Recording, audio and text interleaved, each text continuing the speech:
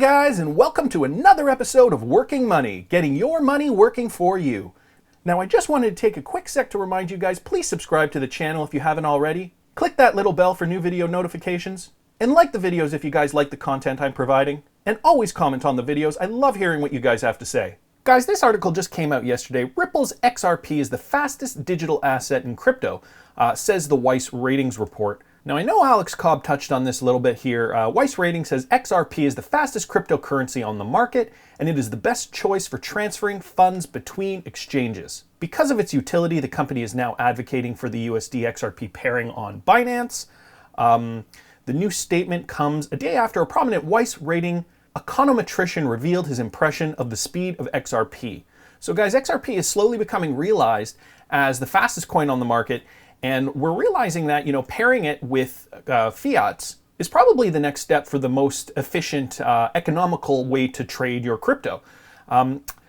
After XRP won a recent poll on the crypto transaction speed, Juan Villaverde decided to take the feedback and determine for himself how adept the coin is at moving crypto from one exchange to another. He then posted his findings on Twitter. And guys, here's the poll he set up on Twitter.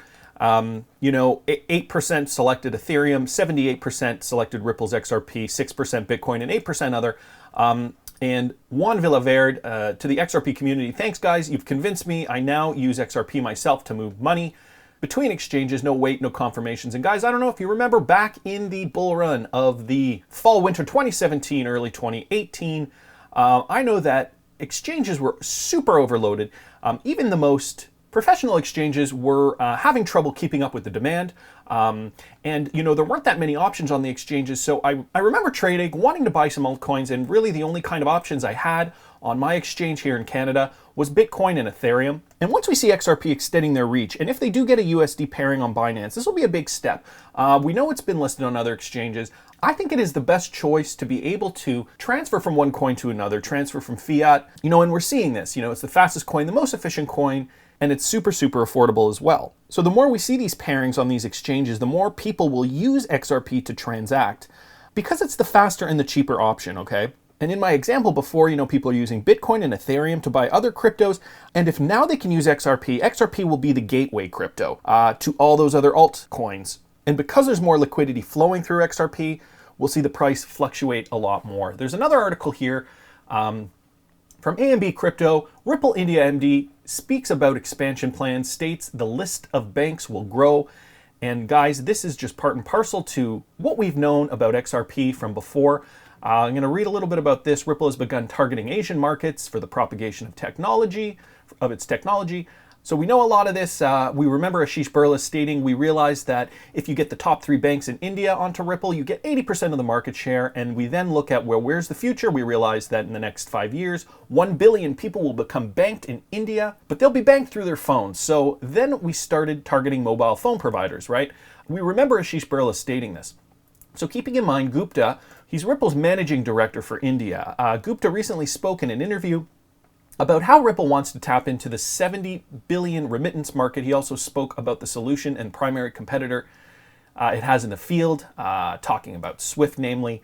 And we know how inefficient SWIFT is, 6% error rate, ties up liquidity, the banks don't like it. So we are building a message-based superhighway through which money can travel. And mind you, they don't only have to be cryptocurrencies. Fiat currencies can also travel via our blockchain protocol.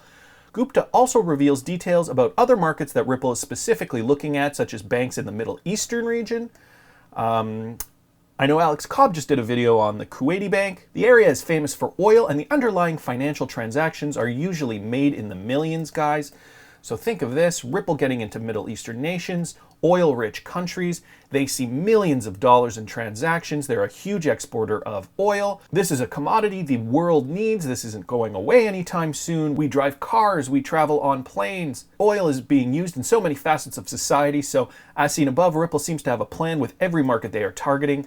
Gupta states, we are already working with several banks globally, especially in the Middle Eastern region. We also have customers in Africa and Europe who are currently conducting millions of transactions via our network protocol instead of using SWIFT. So guys, there are already customers in Africa and Europe who are using Xcurrent, I'm assuming. Gupta went on to illustrate the various issues that SWIFT brings up, and we know there's a problem with SWIFT. I don't have to keep going into this. The one thing down here I did find interesting, and so now I think in our pipeline we probably have 50% of the market in India, either integrated onto Ripple or in a deal with Ripple, in the sort of pipeline to be signed to India.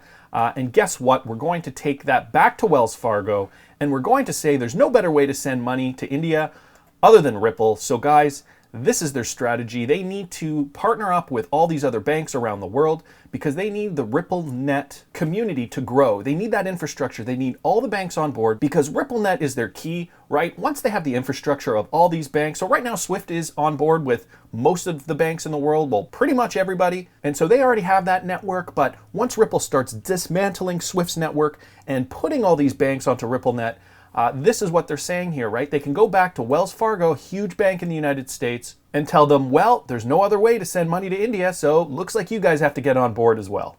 Anyways, guys, that's it for today. Please subscribe to the channel if you haven't already. Like the video if you like the content I'm providing. I always love hearing your comments. See you tomorrow, guys.